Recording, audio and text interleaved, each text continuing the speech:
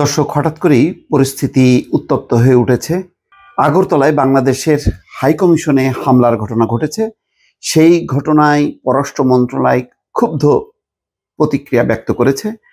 তারা বলেছে যে এই ঘটনা পরিকল্পিত, যথেষ্ট পরিমাণ নিরাপত্তা ব্যবস্থা ছিল না এবং তারা এই ব্যাপারে ক্ষোভ জানিয়েছে। দর্শক, একটা আনুষ্ঠানিক বিবৃতি দিয়েছে।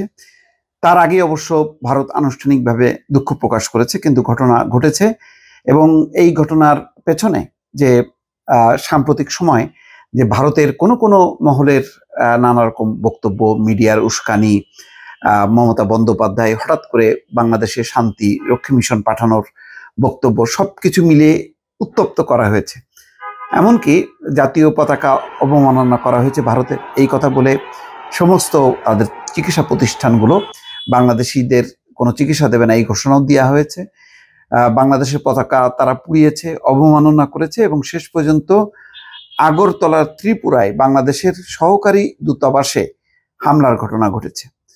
সেই ব্যাপারে আজকে আনুষ্ঠানিকভাবে প্রতিক্রিয়া দিয়েছে পররাষ্ট্র মন্ত্রণালয়তে। বলা হয়, আগরতলায় হিন্দু সংগ্রাম সমিতির বিক্ষোভকারীদের একটি বৃহৎ দলের সহিংস বিক্ষোভ এবং হামলার জন্য বাংলাদেশ সরকার গভীরভাবে ক্ষুব্ধ। বিবৃতিতে বলা হয়েছে, পূর্ব পরিকল্পিতভাবেই বাংলাদেশ সহকারী হাইকমিশনে হামলা চালানো হয়েছে। হামলা চালিয়ে প্রধান ফটক ভেঙে ফেলা হয়েছে।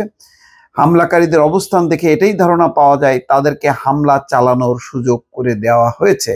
একটা হাইকমিশনে এসে আঘাত করা, এটা একটা বড় ধরনের কূটনৈতিক শিষ্টাচারের লঙ্ঘন এবং কূটনৈতিক যেই নিরাপত্তা, কঠোর নিরাপত্তা, সেই নিরাপত্তা মোট কথা ভেঙে পড়েছে এই ঘটনার মধ্য দিয়ে। তার মানে হচ্ছে ভারত যথেষ্ট পরিমাণ কেয়ারফুল ছিল না এবং ইচ্ছা করে ওই হামলাকারীদেরকে এই ঘটনা ঘটতে দেওয়া হয়েছে এবং তারা সুযোগ খুঁজছিল যে কিভাবে বাংলাদেশকে একটু টাইট দেওয়া যায়, বাংলাদেশকে সন্ত্রস্ত করা যায় এবং এই ঘটনাটা বিশ্ববাসীর নজরে আনা যে বাংলাদেশে হিন্দু নির্যাতন চলছে, এই ধরনের একটি মিথ্যা অজুহাত তুলে যাতে বাংলাদেশের বিরুদ্ধে পদক্ষেপ নেওয়া যায়, তার একটা মরণপণ চেষ্টা করছে। বিজেপি অব্যাহতভাবে বক্তব্য দিয়ে চলেছে। এতদিন বিজেপি বক্তব্য দিচ্ছিল, এখন মমতার যে তৃণমূল কংগ্রেস, তার প্রধান মমতা বন্দ্যোপাধ্যায়, তিনি নিজেও বক্তব্য দিলেন। স্থানীয় আইন প্রয়োগকারী সংস্থার উপস্থিতিতে বিক্ষোভকারীরা পতাকা টাঙানোর পুল ভেঙে ফেলে এবং বাংলাদেশের জাতীয় পতাকার অবমাননা করা হয়। এছাড়া সহকারী হাইকমিশনের মধ্যে প্রবেশ করে এর জিনিসপত্র নষ্ট করা হয়।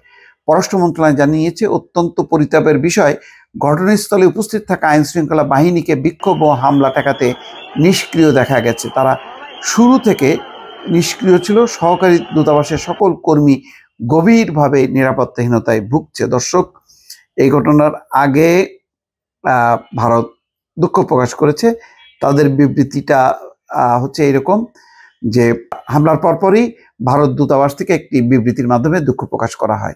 এতে বলা হয়, আগরতলায় অবস্থিত বাংলাদেশের সহকারী হাইকমিশনে হামলা ও ভাঙচুরের ঘটনা অত্যন্ত দুঃখজনক। কোনো অবস্থায় কূটনৈতিক এবং কনসুলার স্থাপনায় হামলা করা উচিত নয়। এই ঘটনায় ভারত সরকার যথাযথ পদক্ষেপ গ্রহণ করবে এবং নয়াদিল্লিতে অবস্থিত বাংলাদেশের দূতাবাসের নিরাপত্তা জোরদার করবে। বাংলাদেশের সংখ্যালঘুদের উপর কথিত নির্যাতন ইস্যুতে সরব ভারত এবং ইসকনের যেই চিন্ময় দাসকে ঘিরে তারা এমন একটি পরিস্থিতি তৈরি করছে যে কেন তাকে গ্রেপ্তার করা হয়েছে। ইসকনের সাবেক সদস্য চিন্ময় দাস প্রভুকে অবৈধভাবে গ্রেপ্তার করা হয়েছে এমন অভিযোগ তুলে ভারতের ডানপন্থী সংস্থা হিন্দু সংগ্রাম স্মৃতি ত্রিপুরায় বাংলাদেশের সহকারী হাইকমিশনে হামলা চালায়।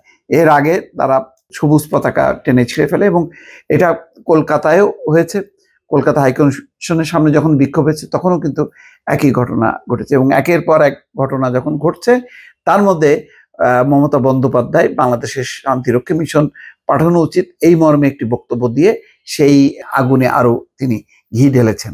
তো সব মিলিয়ে ভারতের এই অস্থিরতা এবং তাদের যে প্রতিহিংসা বা আঘাত, তারা 5ই আগস্টের পর যে রাজনৈতিক পরিস্থিতি মেনে নিতে পারেনি, তার একটি বহিঃপ্রকাশ ঘটাচ্ছে নানাভাবে। দর্শক, ভালো থাকবেন।